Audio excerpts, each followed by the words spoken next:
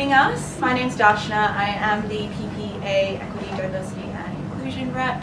So thank you all for joining PPA, Her Research Matters and Dose of Pharma in our IDAHOBIT panel session. The theme today is No One Left Behind, Equality, Freedom and Justice for All. And I will be handing over to our chair, Catriona Robertson. So before we get going, I'd just like to give out an acknowledgement of country. So the Monash Parkville community acknowledges the traditional owners of the land on which our campus sits upon, the Wurundjeri people of the Kulin Nations. We acknowledge all Aboriginal and Torres Strait Islander peoples and pay our deepest respect to elders, past, present and future. Thank you. And now I will hand over to our lovely Kat. Thank you. We may be unaware of the different hurdles that each of our peers and people around us have had to go through to get to where they are today, especially when it comes to research. And it's without that understanding, it's harder to make meaningful changes that really impact and benefit people. So today we are going to listen to three brilliant people who are going to discuss the challenges faced by them and the wider LGBTQIA plus community. And we'll also delve into how we can do better and be better at being allies as well. So yes, my name is Catriona, and if you can't read my shirt, let me be perfectly queer that I am bi and I'm in science. So I'm a scientist and science communicator. But we have the brilliant panelists, Viandro Borja, Dr. Sophia Frentz and Professor Danny Hatters. So just so everyone knows who you are, very, very briefly, because I want to get into like the main questions, could you please introduce yourself, introduce your pronouns as well. So my name, I'm she, her. And what is it that you do? So maybe we'll start with you, Sophia. Awesome. Hi, everyone. My name's Sophia Frentz. My pronouns are they, them. Currently, I am a data platform manager at a place called Loam Bio. I actually have my little company T-shirt on. I was very good today.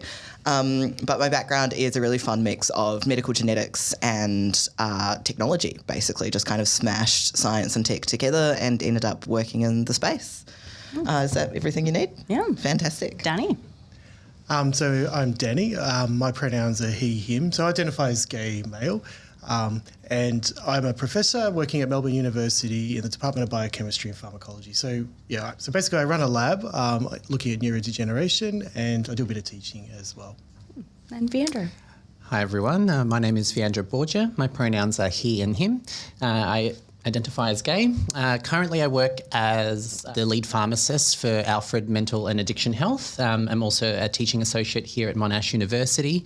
As part of my role, I oversee a wide team of mental health pharmacists, both junior and senior pharmacists that work across a spectrum of different services from child and adolescents as well as older adults as well. So really excited to be here. Yeah, well, we're excited to hear from you.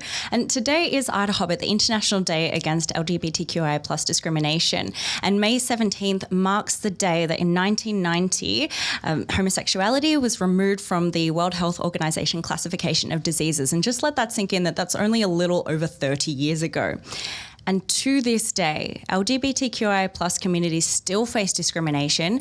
About 68% of LGBTQIA plus employees in Australia are not out to everyone at work. And the stakes have really never been higher for us to champion inclusion. So today's IDAHOBIT, I just wondered, what does that actually mean to you, and why do you think it's important to have days like this and wear a purple day and all these sorts of awareness days, but also celebratory days as well? Sophia? Oh, good. I'm going to be first again. I think for me, these kinds of days are really critical to our community, not because of like what we need to do, although happy being on a panel day to all who celebrate, but because it like reminds allies that we're still here and actually we still need them. And I'm sure we're going to get like into more like what allies can do and how they can help us. But reasonably, a lot of people, particularly people in Melbourne, seem to think like homophobia is over. And like we're good now actually because we have marriage equality. And I think days like this and days like Wear It Purple Day are days to be like, hey, no, we've still got problems. Keep it up. Like keep being good. Keep going. That's for me. Danny? Yeah, look, I think for me it's really about visibility. I think that's one of my things that's been a very personal experience is just, growing up young, especially in STEM, I mean, back in the 90s, visibility was a real issue. LGBTQIA people, you just didn't know who they were. So I think this is a really good day for us to be who we are, be comfortable with who we are. And I think, you know, a lot of people who are homophobic because they don't know anybody like us. So I think being visible helps sort of break that down a little bit. And I've seen from my own experiences examples where people have really changed their attitudes a lot just because they've got to know who I am as a person. And Viandro? I guess for myself, it's important to acknowledge and recognise the wins, but as Sophia mentioned, it's also about kind of acknowledging that there's still a lot of work to be done. From a mental health perspective, we know that in the queer community, we're more likely to experience disproportionate mental health outcomes and also experience psychological distress. And also in terms of accessing treatment services and care and support, there's still a lot of challenges ahead. So I think it's important to show support and showcase some of the wonderful work that's being done. Yeah, absolutely. A lot of challenges ahead, a lot of work to do. But Danny, you mentioned visibility, and I think visibility and awareness is a good place to start. So let's dive into the challenges. I think it's great that we have a panel. We have different experiences represented here, which is awesome. And I want to discuss your particular challenges that you faced in your STEM career. So my first question is, what struggles have you faced in your journey, your entire STEM journey? Danny, maybe we'll start with you. We'll mix it up. Yeah, thanks, Kat. Look, I think, you know, if I look back, it's really imposter syndrome really hit me pretty hard. You know, I think I was always very comfortable with who I was. And even I grew up in a very country conservative area. And, you know, and at school, you know, there weren't any LGBTQIA people that I knew. I was very much on my own, but I felt always I had inner strength to be comfortable with who I was. But I think moving, you know, into academia and sciences, it just, you know, the world around me was just surrounded by, you know, a lot of white middle class straight men, and you know, and I think it was just always, and it's probably easier for me because I'm still white and I'm still male, right? But even I felt very much out of place, and I think, you know, a lot of my social friends, you know, worked in every industry, but you know, I very rarely ran into anyone working in STEM. So I think for me that was the real hurdle, was just really feeling like I could fit in, and you know, being comfortable, being able to talk about my personal life in front of my colleagues. It was always a challenge, even though I was very comfortable with who I was. I just wasn't really sure how people would respond to that. For a long time, I wasn't sure whether it was good for my career. But I think, you know, as I move forward, I realised that, you know, someone has to take the foot forward, really, to be visible. And that's something that I feel like I can do. Something a little bit, you know, for other people who are struggling, knowing that there are other people around, I think, makes a big difference. Certainly would have for me if I'd had that opportunity when I was younger. Thanks. Viandro? I guess for myself, I've worked as a hospital pharmacist for more than 10 years now, and I think some of the challenges that I faced, I guess there's still quite that institutionalisation, and it's quite a patriarchal sort of system and model still. You know, we've faced a lot of kind of challenges in terms of trying to fit in, so I do resonate with that kind of imposter syndrome very well as well, in terms of, you know, no matter sort of how many achievements and successes you gain, I think it still feels like, you know, you're hiding a little bit part of yourself. And I think there's a lot of shifts that we can still do in that space. So the place I'm from in New Zealand, not last year, but the year before, during Pride Month, someone tried to burn down the Rainbow Youth Centre, which I think gives you a fairly clear depiction of what my childhood might have been like. My parents are fine. The community I grew up in is extremely not fine. And so I realised I was queer when I was probably around 12, and I thought to myself, no one can ever find out that I am this. Like, I will lose everything if anyone ever knows that I'm this. So that's been a challenge. I mean, I think queerness as a diversity, I also have invisible disabilities, and I think they're very aligned in our experiences because you don't know who around you is queer in a lot of cases. I talk to other binary trans people, and they talk about going stealth and not wanting anyone to necessarily know that they're trans because it's safer for them. And that's fine, right? I want to start with the idea that no one has any obligation to come out or to be out if it is unsafe. But for me, it was an experience where I couldn't be safe not being out. Certainly the challenges in my career, like I've left 2 workplaces because of transphobia, because the water torture of people just refusing to get your pronouns right, or only getting your pronouns right when you please them, which is a deeply fun way to exist, is unsustainable. It's not a way I can survive. And so it is a question of continuously asking to be let in and continuously exposing yourself, right? Because when you come out to someone, you're saying, hey, boy, I hope you don't reject me and everything I am. And when you're younger, that is really personal. And as you get older and, you know, you have more nonsense happen in your life, like you get more inured to that. But it's still a experience of saying, hey, I'm going to let you hurt me now about something that's really, really important to me every time you come out.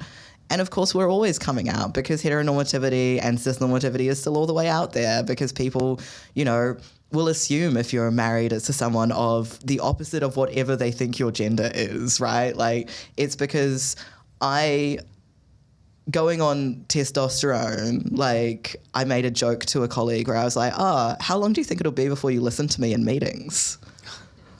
Like, we're still in this world where we're having to navigate systems built by people unlike us.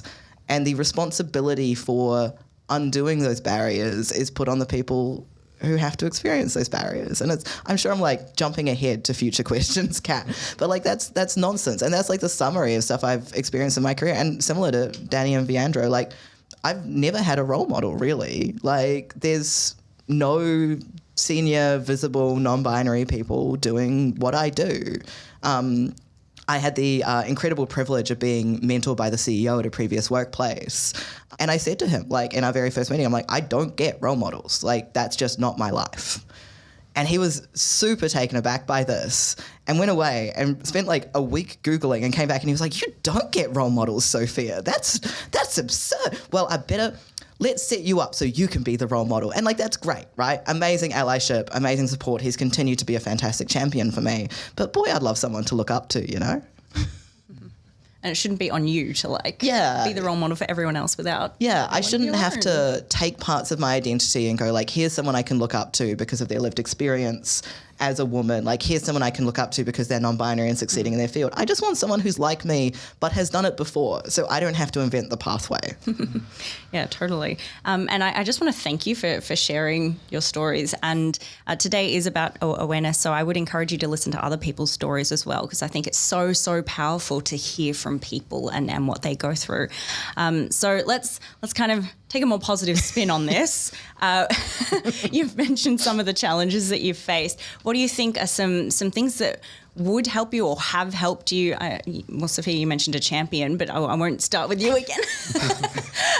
Viandro, what's something that would help you face these challenges? You mentioned role models, and I think that's been very important for me. I think I've been very grateful and lucky to have significant people in my life, both professionally but also personally, to look up to and help me, in terms of guidance, providing that kind of support and, helping you make decisions about your career, and also as a sounding board for some of those doubts and questions that you have in your own mind.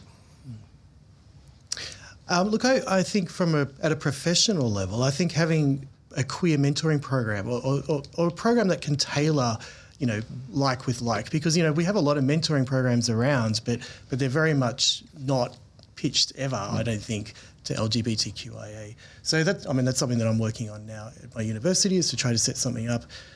Because I think, mentoring, there's different aspects of your career you can get help with, but I think some of the real unique challenges and circumstances that we have are not going to be well captured in those programs. And I think, having a lack of visibility means that you can't go and talk to someone informally easily.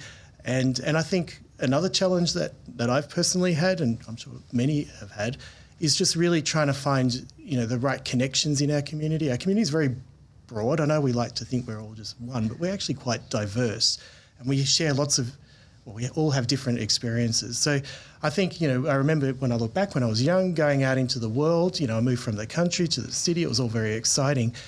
But, the gay scene can also be very superficial and trashy in many ways. So, and I think trying to navigate that, trying to find the meaningful connections in that is actually was for me a challenge. It took a long time. And I think now, it's been a journey, and I've got some amazing friends now. And for me, I really lean heavily on some good friends who work in very different industries, but they're quite senior. I've become quite senior now in my job, and it's really very useful, even though maybe I wouldn't call them mentors because they're my friends, but I do bounce a lot of ideas and talk to them about stuff. And I think that's really great. So I guess my point really is that not only is queer mentoring really helpful, but I think having a really good network of friends, even if it's outside the STEM space, I think can really be very, very helpful in trying to help, get ideas about how to navigate the world. If anyone's interested in a queer mentoring program, I sit on the board of a charity called Out for Australia, where we pair queer youth with mentors. You can join as either a mentor or a mentee. I'd strongly recommend. I'm going to hassle Danny after this. I'm going to hassle everyone after this. I was also going to mention the Pinnacle Foundation, but Out for Australia came to mind as well. Yeah. And they're fantastic. Like, really love the work we do. We've been doing mentoring since 2015, just for the queer community. So just for you guys. A really big thing you can do for trans people in the workplace is use their pronouns.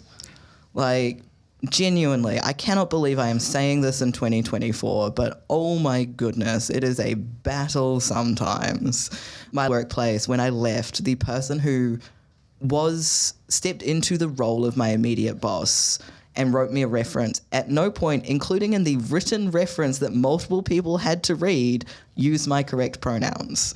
And so I had to go back like on my last week and be like, excuse me, can you please rewrite it? Like, those aren't my pronouns and you know this.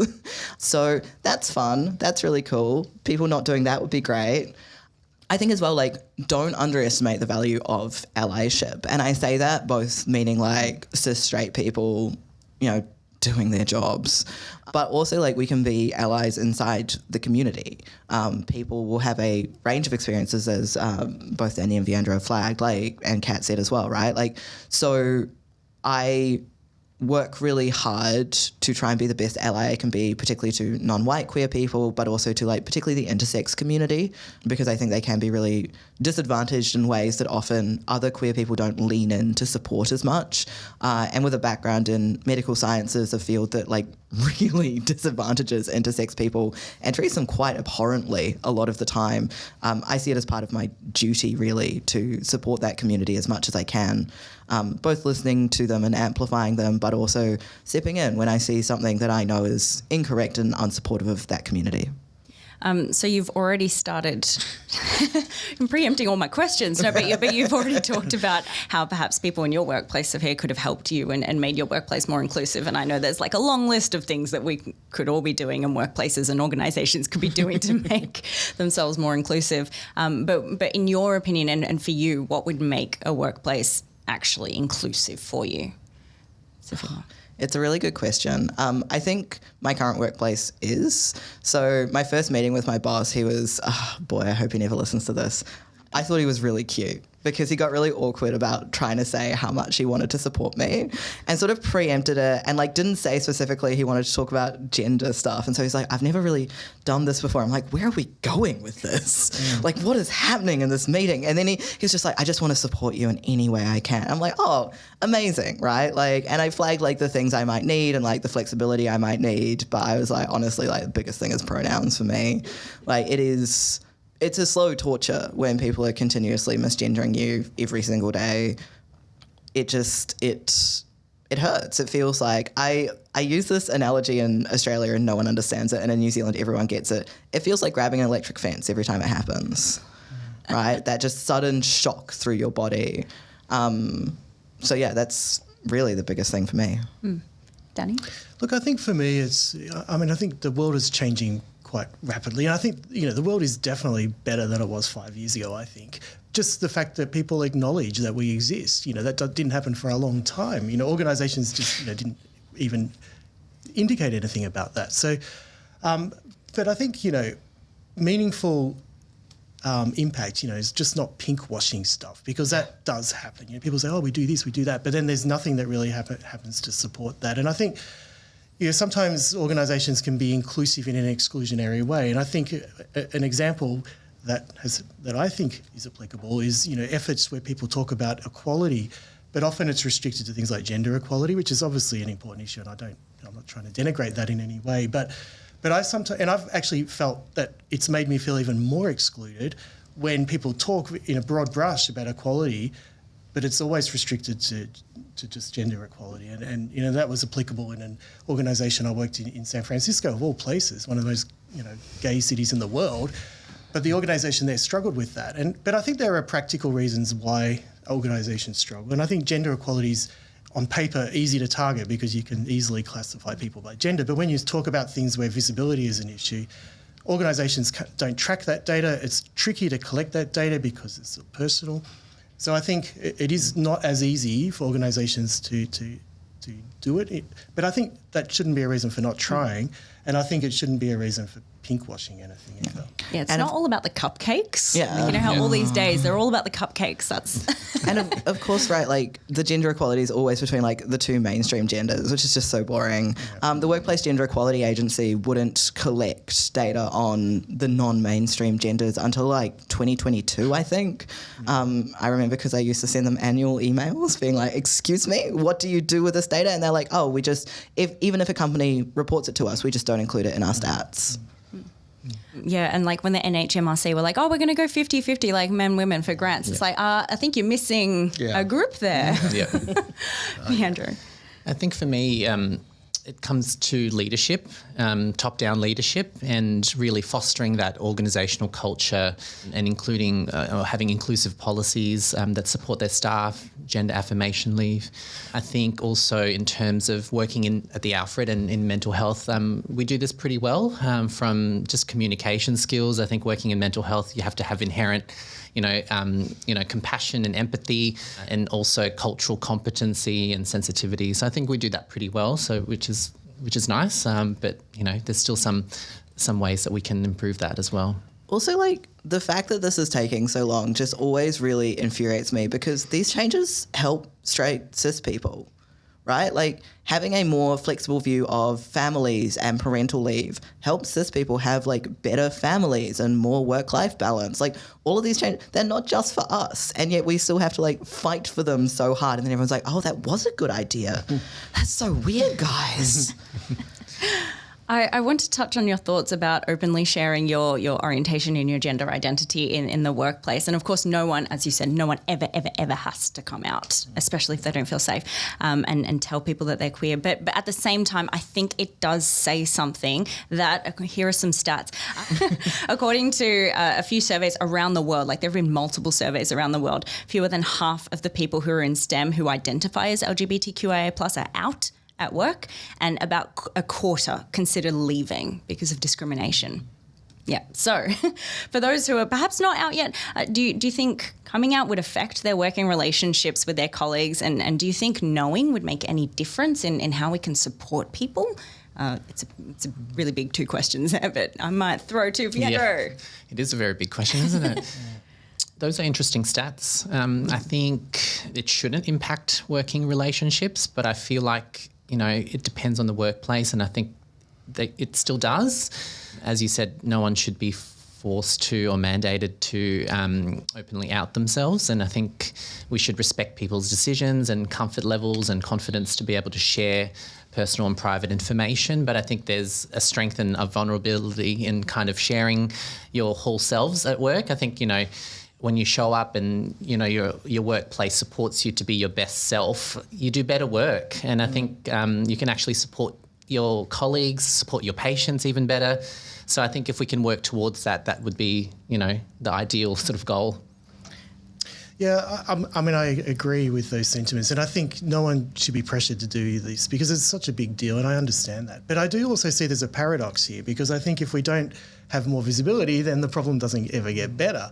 So I think what I can say to anyone who might be, not open, just, try to be brave, because I think it's important for our community that we have more people visible.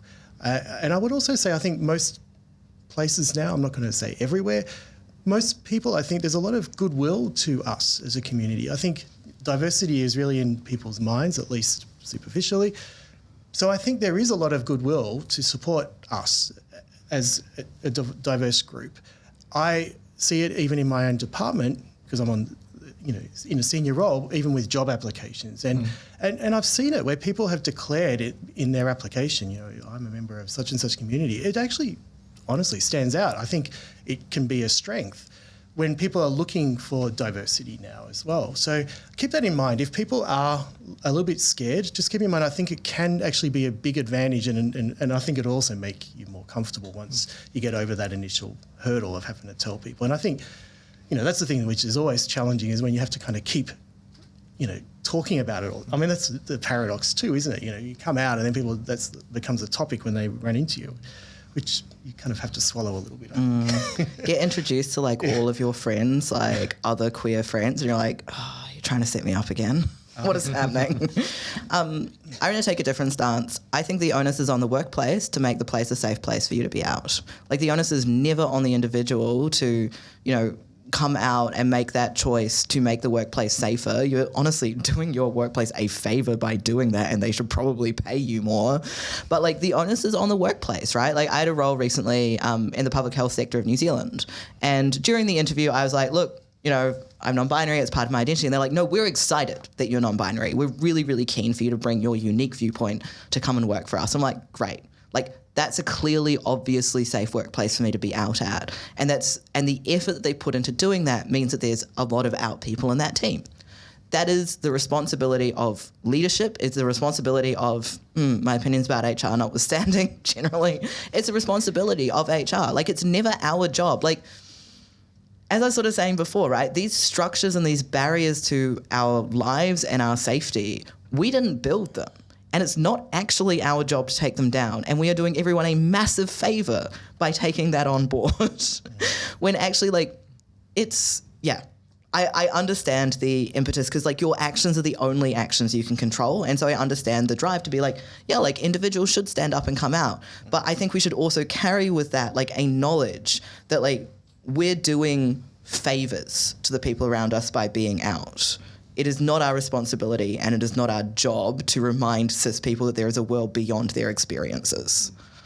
Yeah, the surveys that I was looking into, one was in the UK and one was in the US, and people who are queer and scientists, like they tend not to perhaps perform as well as their peers, and perhaps it's because of all the stress they're taking on board, but also because of all the extra work they have to do to advocate for themselves. That's the other thing, right? Like, leave, right? Like Kat said, a quarter of queer people are looking at leaving the industry they're in. Yeah, go somewhere better, right? Like, again, if a workplace wanted to keep you, they would make it a workplace you could survive in. And I've said this in exit interviews, so I mean it. Like, genuinely, you have no responsibility to any industry, any field, it may feel, if you spent your career in an industry or a field, like it may feel like wasted time. It's not. We can go into that. But like, you don't owe them anything. And I would often say this to people, particularly about academic work, where it's like they work absurd hours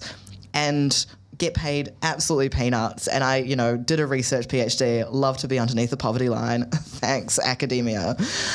But like, actually, if the Australian government, if the institution you belong to, if the structures in society genuinely valued that work, they could pay you a living wage and they could make that work survivable.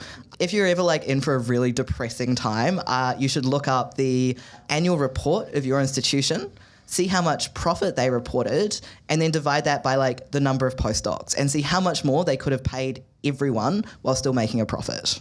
Can I just add one extra point to Sophia about how organisations need to drive the change? I mean, I do agree that that's what we want to happen, but I think I can also add a perspective from a senior level that, if you are in a senior level, then you can use your skills to help change the culture, because I think a lot of senior leaders just don't think about these issues if it's not in their headspace. So, and I feel like I've been able to do that. I'm able to talk to my head of department and other people and just, have a discussion about it. It doesn't have to be like, you have to do this, you have to do that in a very sort of aggressive way, but just in subtle ways. You can remind people of using, pronouns on your Zoom profile or whatever, just little things like that. And it's infectious because, now more and more people start picking it up because people see a few senior people doing it and then people realise it's okay not to, to do that. But just also being mindful. And I do it in other roles too, like, with gender equality, for example. Often when you're on conference organising committees, I think now most conference organising committees are pretty good with this sort of stuff. But it does sometimes get forgotten, and sometimes, you're organising a conference and all of them are, white men, and you're like, okay, this is an issue, we've got to think about this. Do we really want to have a meeting that's like this? Just reminding people that there's another way we could do it. It just sometimes changes patterns that are entrenched. And I think you can actually have a significant effect in that sort of advocacy role. I really think so. So if you are in a senior role, I encourage you to do that if you're not doing that. And the more senior your role is, the more seriously your words will be taken by like people who decide administration policies. So a lot of universities won't allow you to change the name on your email address unless you have a legal name change form signed, which is absurd. As someone who works in IT, that's very easy to change. You don't need to require someone's like changed birth certificate for it. But that is like really exclusionary to trans people, or in fact like cis people who don't want to be full named all the time. Like it feels like you're in trouble constantly at work. It's wild. And so like if you're a senior person, you saying, hey, I don't know about this policy means a lot more to those staff members that are involved in setting that policy than a student doing that. And that's a really, really valuable way you can use your position and strengths to advocate for people who even might not be out yet fully to everyone.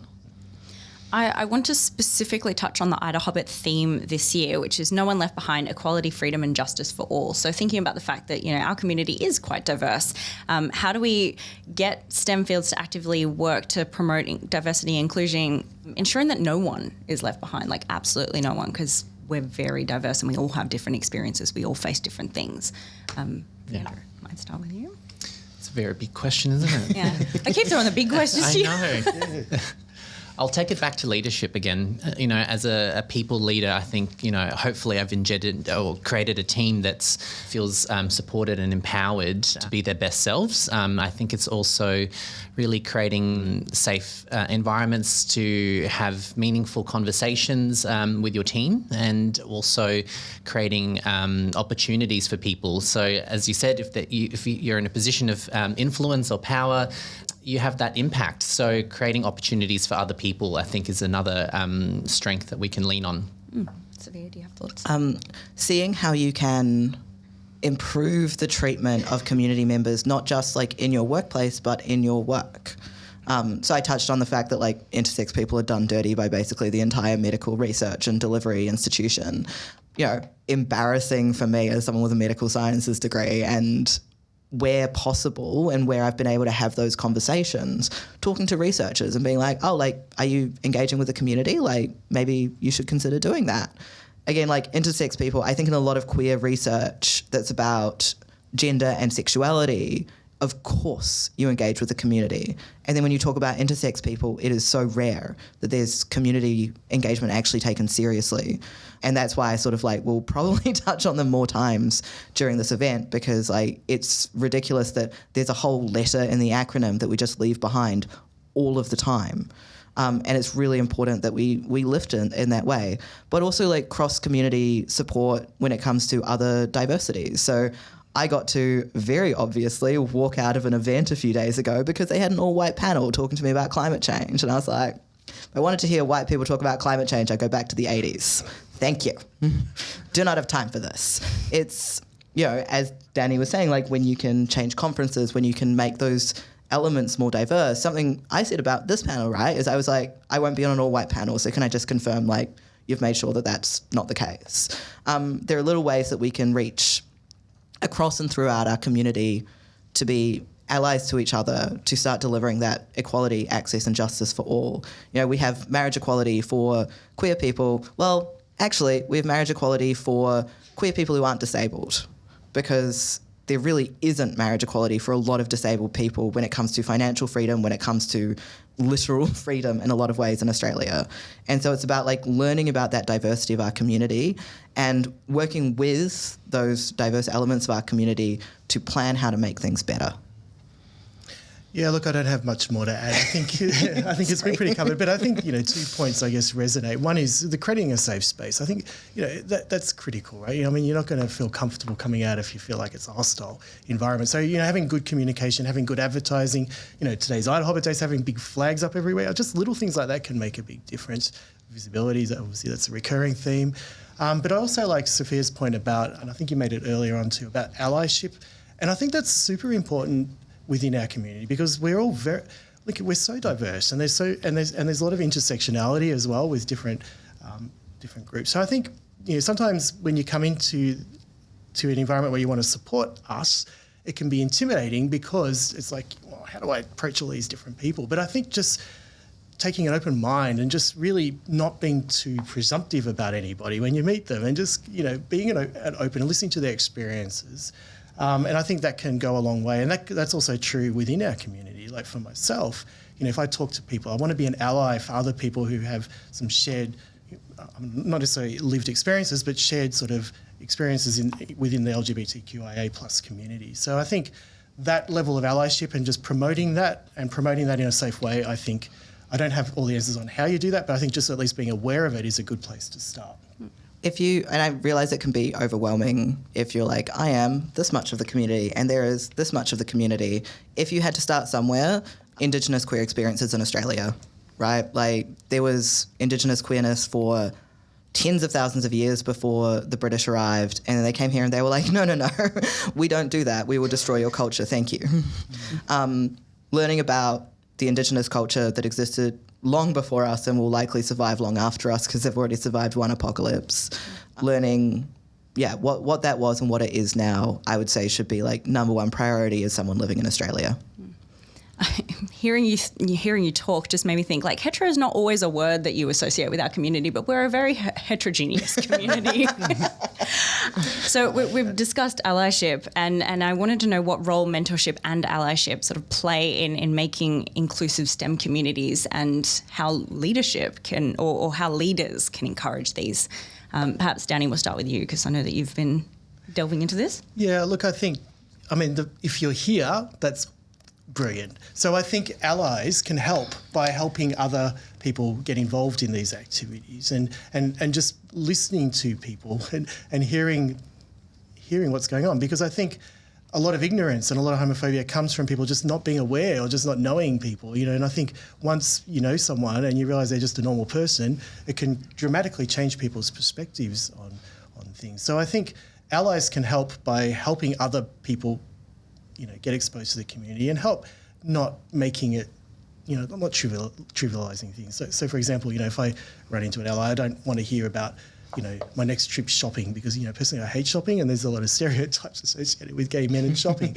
But, so being mindful and not making obviously assumptions about people, I think is also, but having an inquiring mind and not putting things under the rug, I think is also good. I think sometimes maybe people are a bit scared to talk about LGBTQIA stuff because they're not sure how people might respond. And I think, this is my personal preference and maybe different for others, but I would rather people just come up and be completely open. Or, they might say, Danny, what did you and your boyfriend get up to? I think if rather than not say anything, that means then I feel like I'm a person, I'm included, they're thinking about my whole life and how it relates to everything else. So just little things like that I think make a big deal. Sophia? Oh, I was just thinking I've been talking so much. I think on allyship, you have to be ready for people to be pissed off. Because when you think about how you feel about your life and experiences, and you're probably pretty pissed off about a lot of them, a lot of things that have happened and things people have said, when you reach across the community to be an ally, people will be pissed off. And that's fine. Right? That's a very rational response to the circumstance that they find themselves in, that we find ourselves in. And I was reflecting, like, at one of my workplaces, one of the ones I quit because of transphobia, they were like, we just don't know how to help you. So we got in this external consultancy to tell us. And then the person spoke to me and they were like, yeah, Sophia's really mad because you keep misgendering them. Like, what is the disconnect here? Like, obviously they're grumpy, angry, pissed off. Like, but it's also because they've been telling you this for a year and you haven't listened. And I think for a lot of people, particularly those more disadvantaged in our community, again, because of structural things that we need to take away, they'll be angry. And you can take it personally or you can not. I'm not your dad. But that is part of being an ally, is taking other people's anger and being like, this anger, might be about me if you've done something wrong, might not be about me, but I cannot make this conversation about me. You have to let your ego take a bit of a back seat in that journey. Just thinking about allyship, and I know we don't always get it right, and that's okay. I think it's important to listen, have an open heart, an open mind, be curious, ask questions, and really understand where the other person's coming from. Just be a nice person, to be honest. Like, just be a nice human being. It's really those simple kind of acts that Danny mentioned that really go a long way.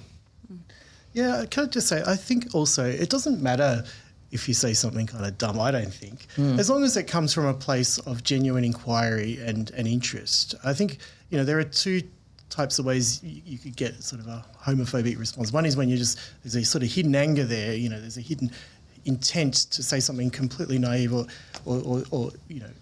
to insult. And that happens like all the time. But I think if you're asking a question and you just don't really know, but it's a genuine question, I mean, sometimes it's clumsy.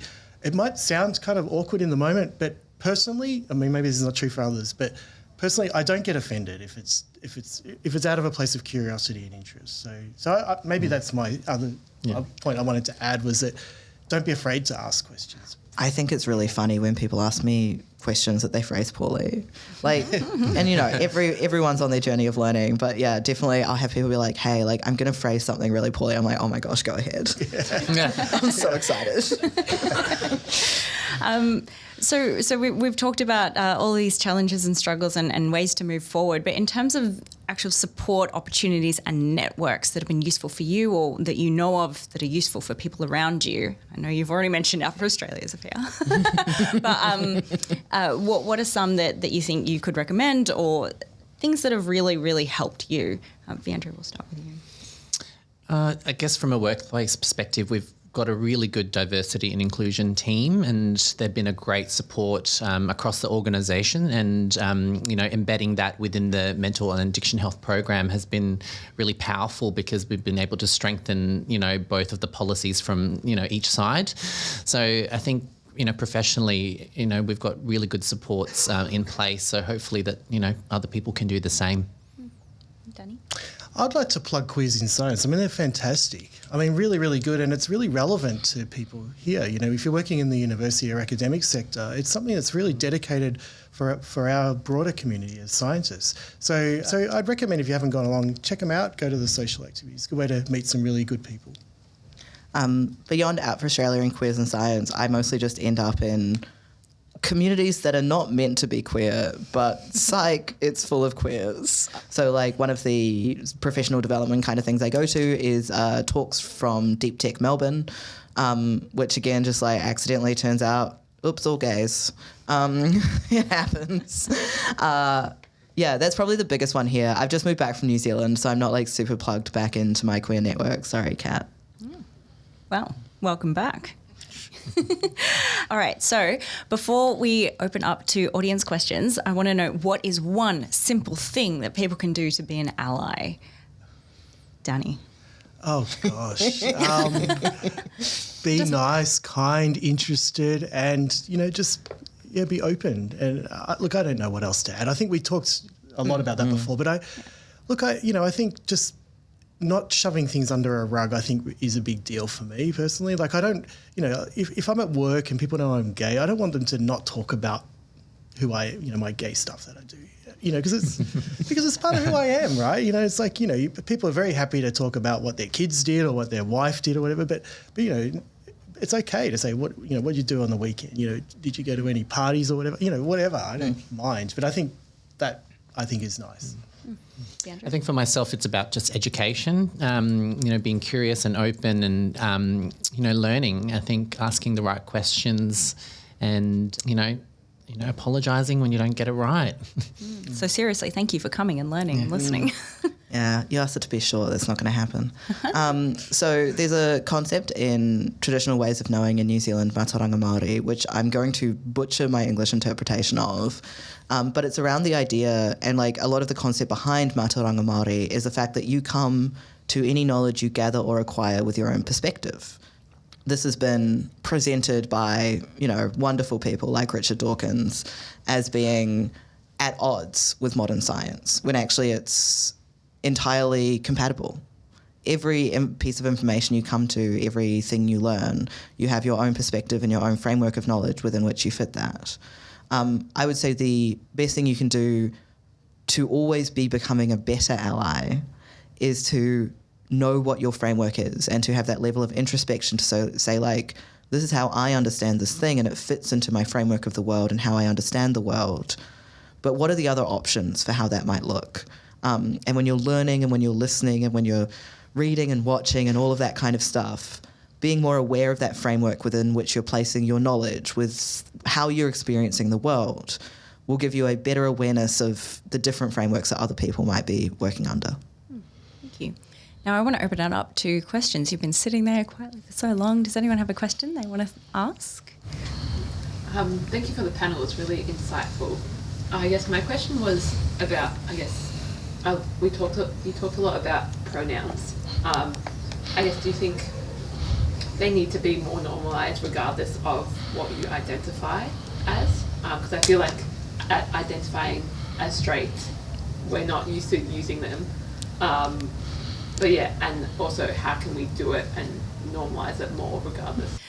So to paraphrase the question, do we need to normalise the use of pronouns and introduction of pronouns, and how do we kind of get that going, especially for people who don't always think about it? Yeah, I think we need to normalise but not mandate. So I've had this question in previous workplaces where they're like, should we require everyone to have pronouns? And the reason I say we shouldn't mandate is because not everyone's out. Not everyone knows what their pronouns are. Sometimes they're just like not ready to put them up there, and that's fine. Sometimes English is their fifth language, and just the whole pronouns thing is like maybe not their vibe at all, and that's fine. Something I often say at workplaces, particularly when people ask me, because I'm like, the thing you can do is get my pronouns right, is they're like, oh, what's the context in which that is? I'm like, if someone's first language or primary language isn't English, they can use whatever pronouns they want for me. English is hard enough. I'm not making it harder. If someone's first language is English, do better. My standard is higher for all of you. Or correct yourself. Like if you get it wrong. Yeah, I mean, do better, I think, includes that. But that's where I think the way we start normalising that, we had this amazing opportunity during all the lockdowns as we become like much more online and digital and integrated to have them sort of continuously visible as we've moved back into the meet space. I don't know if we've continued that pattern. I think everyone can, when, you know, starting something, when introducing a panel, when doing like a little round of introductions at the beginning of an event, you can start by just introducing yourself with your pronouns. When running an event, there can be a space on the little name tags for pronouns. Like, it's just about making them always there until you're not thinking about them, until they're just part of the name intro. Yeah, I agree. I don't think they should be mandatory for that same reason. You don't want to out people. But I do think it's a really great question. I love it because I think straight people can do so much in this. This is a really good ally thing, actually, and especially white men, because most white men never do it, right? You never see white men put their put their pronouns on anything. So I think once white straight men start doing it, then I think the floodgates will open where everyone will feel comfortable. So I think if you're an ally and you're a white straight man, please do your pronouns on your Zoom or in your emails. I think it will make a big difference, actually. Yeah. Yes. A question and one I wonder about, could we drop having gendered pronouns altogether? Could we just say they, them for all of us? It would make it easier. So the question is, can we just drop pronouns and just everyone's they, them? Change the language. I love it. I think when it comes to binary trans people, their gender is really important to them. Not one of those currently, but I would say that particularly for people who've transitioned from one end of the gender universe to the other, like, it is actually pretty triggering for a lot of them to receive gender neutral pronouns. Like, certainly, like, I was bullied in that way growing up, but turns out bullies were right. Who could know? But often it's like a slur that's leveled against them. So I understand like where that's coming from, absolutely, as intention. And I'm sure, it's something a lot of people have thought, and in isolation it's a really good idea. But I think where the gender universe and everyone's experience of gender isn't that gender doesn't matter, it's that it matters to different people in different ways. Because like my gender really matters to me, and it's one that's best sort of exemplified by they, them pronouns. But yeah, it's also, not to put you on the spot, but that's a real non-binary thing to say. So yeah, think about it. think I might have a follow-up question for that, because I feel like English is not my first language, but German is, and in German we have a really hard bias on language in gender equality. And I think that especially diversion is missing in that kind of language. And I feel like, especially when I think of, for example, when I say my professor is promoting something, everybody consumes that they are male. So I think my question is more like about how can we diverse language in general, like not only looking at pronouns, but is there a way of being more inclusive in our language in general, especially in English? I don't know how that is working here, but especially in German, it's a really big problem. Okay, so the question is, how can we be more inclusive in our language in general, just in addition to pronouns, especially because there are languages out there like German that, do have these sorts of gendered words and everything kind of is assigned a gender. Viandro, I don't know if you want to start. No, that's a very big question. I think, thinking more broadly, everyone comes from different backgrounds and experiences, and really understanding some of the nuances is really important. But I don't know. I don't have a solution for that, unfortunately. Does anyone else have? I don't feel like I'm qualified to answer, because I think English is maybe a bit unusual to a lot of languages, because the whole genderization of the language is not as extensive. Yeah. So it's pretty easy to sort of find roundabout ways to remove gender from the discussion. But my partner's Brazilian, so I'm learning Portuguese, and that's a very gendered language. And I know in Portuguese it's a real challenge because everything has a gender. And when you're not, you're coming from an English background, it seems ridiculous that a chair has a gender, like it's a chair, right? But it does. So I can see that that's an issue, but I don't know how you would address that. I can't comment, I'm sorry. I think this is another sort of framework and just introspection answer. It's I think of the time for a while, so I don't know if it still happens because I haven't tested it recently, but Turkish is a language that doesn't have very much gender. But there was quite a while where if you use Google Translate and you translated a Turkish term into a language with genders and you translated the word for doctor, it would always be male. And you translated the word nurse and it would always be female. And it's like, that's old school sexism, baby. It's a throwback, isn't it? But I think just thinking about how we're using language and the assumptions that people are making in it, so that it's almost like you almost have to overcorrect a little bit. So I'm sure Danny has this with his partner, where it's you immediately start using pronouns for your partner to be like, no, I'm not a straight. Don't do this. I remember when I had a non-binary partner, I mentioned them to work to someone, and the person I was talking to was like, oh no, you can say she, I'm a lesbian. And I'm like, oh, I actually definitely can't say she because my partner's non-binary, but thank you. That was a really cute inclusive thing. Thank you. And so I think it's just it's really hard to do, right? And it is this habit that I fall into and fall out of so easily. But it's almost about just observing yourself when you speak and going that thing's interesting. I can't give any sort of clear directions, unfortunately. No easy pill for fixing language. But yeah, it's self-awareness.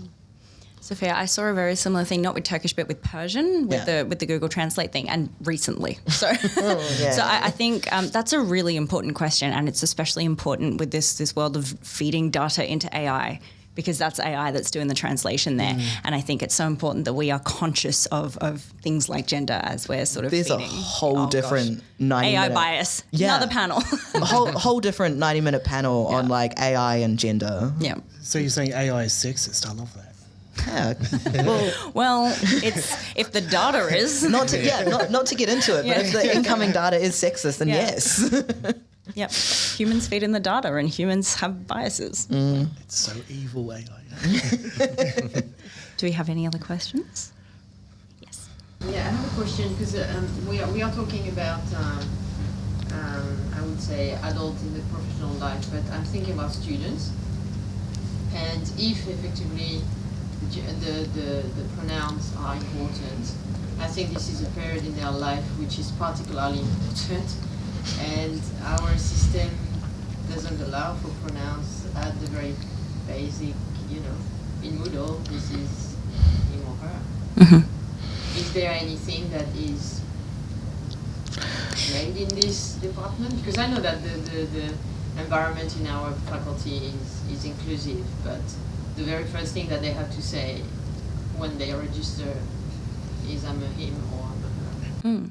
So the question is now sort of focusing on students, especially tertiary students in this case, but just students in general. They have certain platforms and certain things that they are sort of mandated to use, especially like in the tertiary education system. So what sorts of things can we do to help them when they might have to mandate that they are male or female?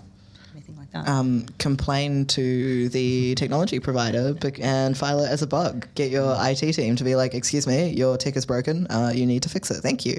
I'd probably say there's also ways around it from a classroom running perspective. And I'll let Danny talk to it a little bit more because he's actually still in the classroom.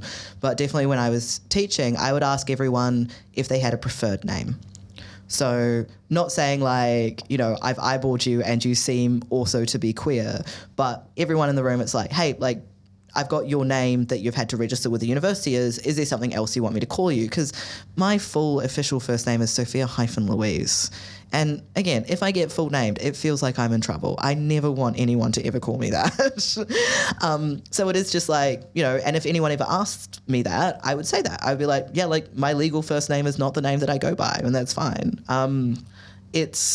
Yeah, I'll let Danny speak to classrooms more. Yeah, look, it's a great question. I mean, I think it's something that isn't probably discussed at all, if or hardly at all. I mean, I don't think it's discussed in my department in teaching. I mean, I think there's simple things we can do as teachers, like, you know, we can put our pronouns on our lecture slides or whatever. That's easy. But I think for enrolment, if the form doesn't accept a third option, then, you know, I mean, we need to check into that. I don't even know if that's true for my university. I have to check. But I think it does need to change if it doesn't allow that. In the classroom, yeah, I agree. We need to think about strategies that allow people to identify any way they feel comfortable. So if you are asking people to introduce themselves, if you know, you can maybe as a teacher you can suggest that they can provide their preferred pronouns. But yeah, I think it's a really, really interesting question, and it's something that we definitely need to look at. I mean, I would even say I haven't even thought about it. So I think it's a really good thing. Viandro, do you have any thoughts? It doesn't necessarily have to be in like the tools and the platform space, but just as someone who works with a lot of people in mental health, like what are some supports or ways? Yeah, well, we look after a lot of youth through Headspace and child and youth mental health services, and I think from that perspective, when we document in the clinical notes in the file how their names are represented in the electronic medical record, I think all of those systems can be an advantage or a tool to actually support young people in being able to identify however they want. So I think we allow from that perspective. But these systems can be changed. Like we do so many amazing, wonderful things in this world. Like these are quite simple, basic admin tech changes. It's a click of a button. You can add another checkbox. It's not really that hard. And that's again where like seniority and escalation will be your friend, right? So if IT is like, don't know, can't do anything, take it to your dean.